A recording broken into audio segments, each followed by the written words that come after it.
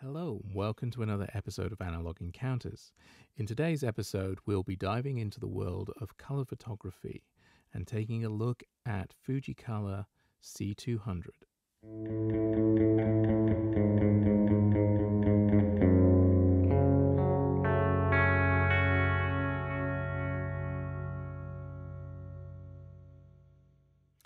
So color photography, something I never saw myself doing in a million years. But now, thanks to the many C41 home development kits on the market, the development of color photography is something that can now be done in the home and not in a professional laboratory. Today, I am going to be using CineStill's C41 kit. I'm not going to take you through the process of putting that together because there are many videos online which will be better than anything I can do to go take you through the mixing process. But the instructions are pretty straightforward, and there are a few additional recommended pieces of hardware.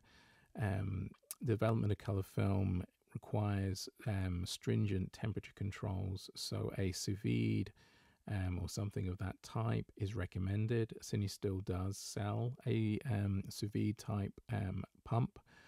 I did get theirs since theirs is supposedly made of more robust components, but it is possible to get on an Amazon sale a suitable sous vide for about $50 online. And then for the storage of the chemicals, it's better to have the concertina style containers. That way you can evacuate the air or as much of the air out as possible, which helps with the stability of the actual developer and the blitz. They say you can get about 35 rolls of 36 shot 35 millimeter film out of a individual kit. I've developed now about 4 rolls of color film, and over the space of about a month, which is kind of pushing it a little bit, I believe, but I've seen no sort of degradation. The other day, I picked up some Fujicolor c200 film, and I was curious to see what it would work in indoor conditions. I'd previously shot some and developed it with the kit outdoors and was reasonably pleased with the results. There's definitely grain in the film, but it's always been a pleasing grain. But I heard that if you try to use the film indoors and you don't expose it right, you can get some color cast issues, particularly in the green and the red part of the spectrum. So to test this out, I went to the Indianapolis Motor Speedway, the museum there, and shot a roll indoors of the vehicles, which have a lot of different vibrant colors on them because they're racing cars. And I shot the roll using my Nikon F, which has a very good light meter on it. And for you now, I put together a montage of the images I acquired, together with video that I took while on the premises. And I put together a little montage with a bit of my guitar playing. And without further ado, I'll show you that video now, and then afterwards I will come and give you some of my final thoughts.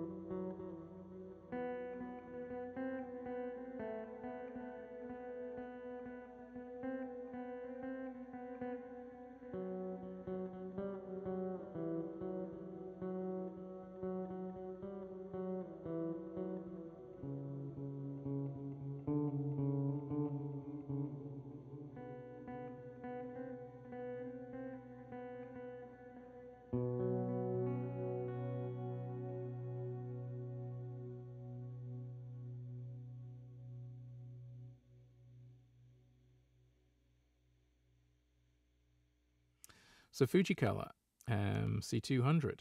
I'm quite surprised. Yes, there were definitely some color cast issues. I can see it quite prominently here on the green Lotus. And, you know, it is evident. But in other shots where the light levels were just a little higher and I was better exposed, the grain is there, but it's a very pleasing grain. On the whole, I mean, it was personal taste, but I actually really pleasantly surprised by the results of what I got here. I was not expecting anywhere near this good a shot. I mean, everything is shot wide open. With the lens, I use the 65 macro lens because that's the only lens I actually have for my Nikon. And so the maximum aperture is 2.8. So some of the images are a bit soft. But luckily the mechanical shutter on that camera means that you can kind of hold it and get away with it when it's down at about 60 and 1/60th of a second. But yes, I'm pleased, and this is something that I would definitely investigate further. Probably I would try and make a better effort of exposing for the shadows, and then I would hope that that would reduce some of the color cast issues. Others online have reported that to be the case. But definitely, while a lot of people think of this as a cheap and cheerful film, because, as I say, I was able to get 3 rolls of this for under $30, whereas like 1 roll of Ektar costs, you know, $18 to $20 US. So, yes, it is more of a cheap and cheerful film, but definitely the results, while having a sort of unique feel to them, they do not come across as an inferior product. And really, one could use this for a lot of different settings, you know, provided that you are a fan of the grain that this film is producing, as I am. So that said, thank you for watching. I hope you got something out of this video. I know I've learned a lot, and as I say, I'm pleasantly surprised. So that is it for today, and as I say, I hope to see you soon on the next episode of Analog Encounters. Goodbye.